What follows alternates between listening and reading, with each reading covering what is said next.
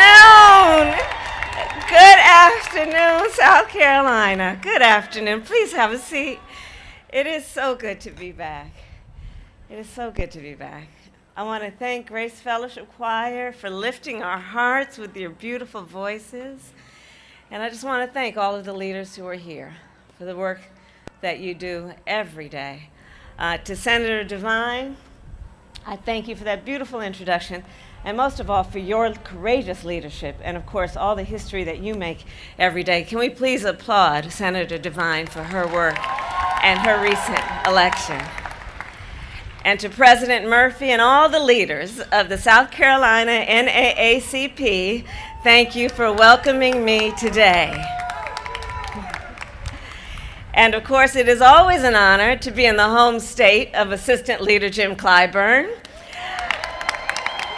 I do not need to tell South Carolina what a powerful leader he is. And of course, he is one of the closest advisors and friends to President Joe Biden and to me. Today, we celebrate the legacy of Reverend Dr. Martin Luther King Jr., a visionary who saw what could be, unburdened by what had been. An organizer who moved the minds, the hearts, and the feet of the American people. A leader who dedicated his life and in the end gave his life to advance one of our nation's highest ideals. The ideal of freedom. Freedom is fundamental to the promise of America. Freedom is not to be given. It is not to be bestowed. It is ours by right. And in many ways, the story of America has been a story of our fight to realize that promise. As Dr. King wrote in the letter from Birmingham jail, the goal of America is freedom. And so we gather this afternoon to honor his legacy. And I therefore pose a question that I do believe Dr. King would ask today. In 2024, where exactly is America in our fight for freedom? How we doing? Well, as Vice President of the United States, I'd say at this moment in America, freedom is under profound threat.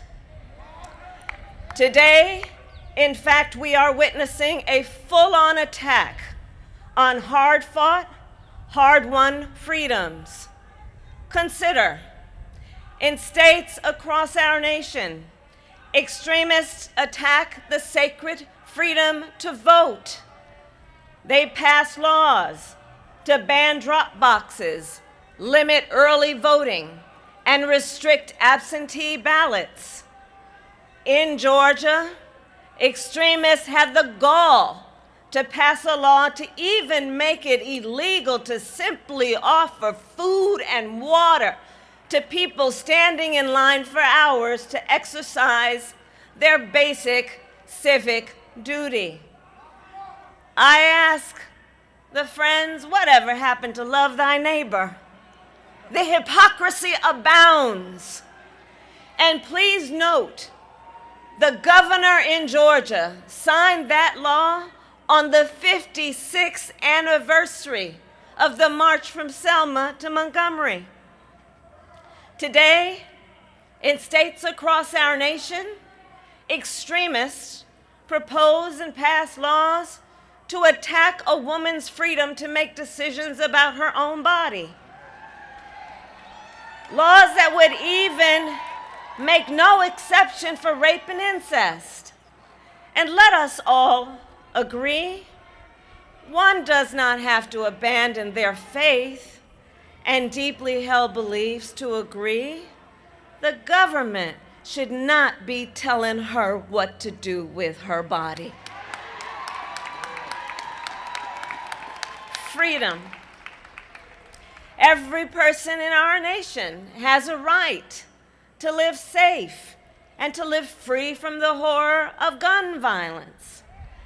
And yet today, these so-called leaders stand by and refuse to pass reasonable gun safety laws to help protect our children and places of worship. Every person in our nation has a right to be who they are and love who they love openly and with pride. And yet, this past year, extremists have proposed or passed hundreds of laws targeting LGBTQ people. Every person in our nation has a right to be free to learn and acknowledge our country's true and full history. And yet today, extremists pass book bans. Book bans in this year of our Lord 2024. And then they even try to erase, overlook, and rewrite the ugly parts of our past. For example, the Civil War, which, must I really have to say, was about slavery?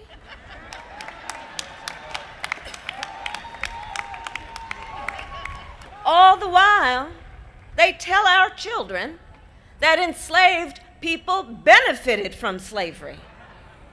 They insult us in an attempt to gaslight us, in an attempt to divide and distract our nation with unnecessary debates. Fundamental freedoms under assault. Freedom from fear, violence, and harm. Freedom to vote, to live, to learn, to control one's own body. And the freedom to simply be.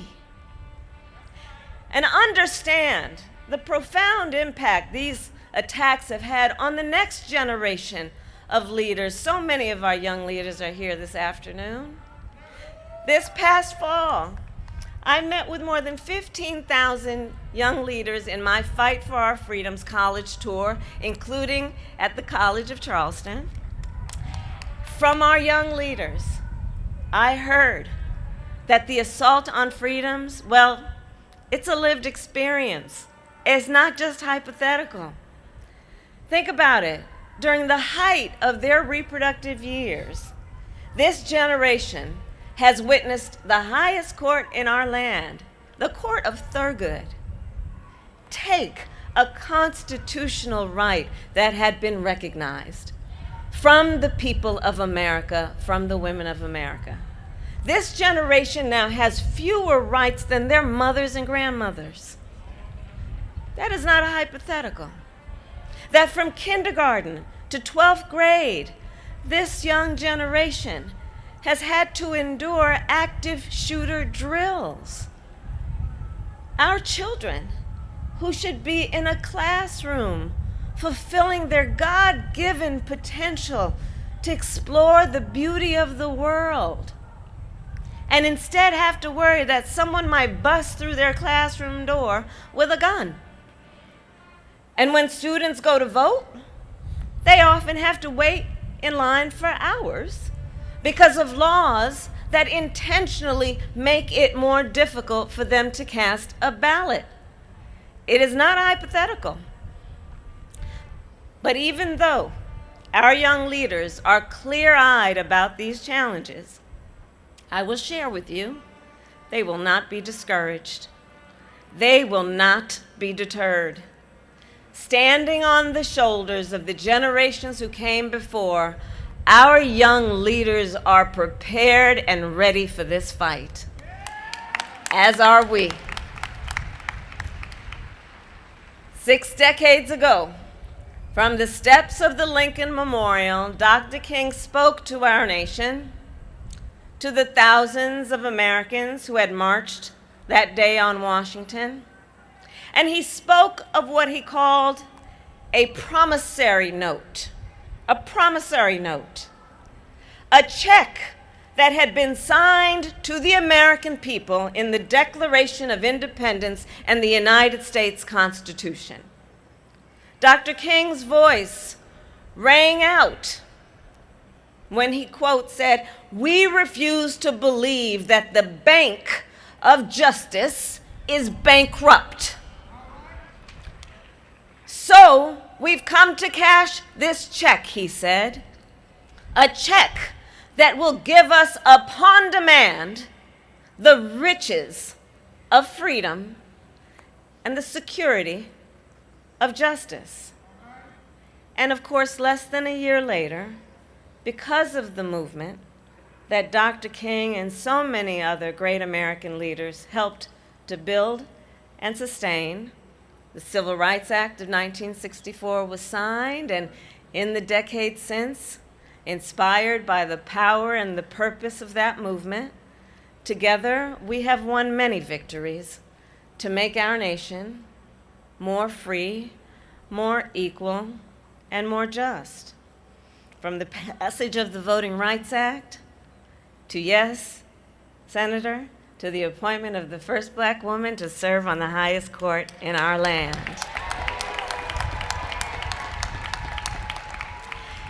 So if he were here, I think Dr. King would be the first to say that yes, we have come far, and though we have come far, in this moment, it is up to us to continue that fight, to cash that promissory note. And like Dr. King, even through the struggles and the setbacks, even during the pain and the heartbreak, even when our feet grow weary and our legs grow tired, we will march forward for freedom. Because I do believe the true power behind the promise of America is in the faith of her people. The promise of America, I do believe, is in the faith of the people.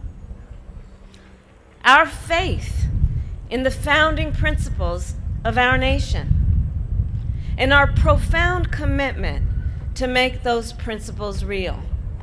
Generation after generation, on the fields of Gettysburg, in the schools of Little Rock, on the grounds of this State House, on the streets of Ferguson, and on the floor of the Tennessee House of Representatives, we the people have always fought to make the promise of freedom real. And so today, we must do so once again. The great Coretta Scott King once said, "Freedom is never truly won.